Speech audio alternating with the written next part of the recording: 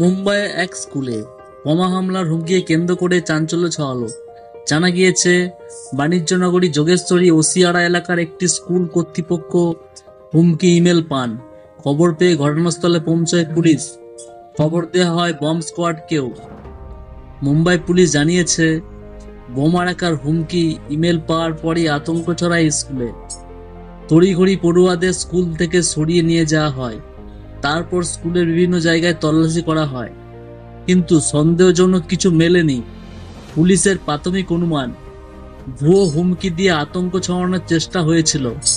কে বা কারা বোমাতঙ্ক ছড়ানোর নেপথ্য রয়েছে তা এখনো স্পষ্ট নয়।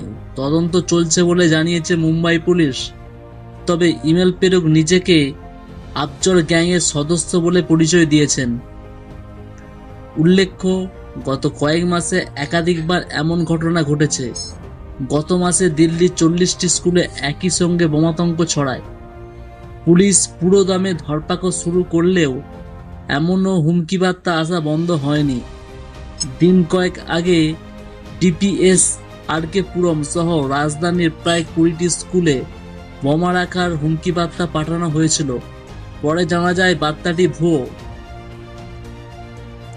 এই ধরনের লেটেস্ট নিউজ আপডেট পেতে আরএস নিউজ বাংলা চ্যানেলকে সাবস্ক্রাইব করে পাশে থাকুন। ভিডিওটি দেখার জন্য আপনাকে অসংখ্য ধন্যবাদ।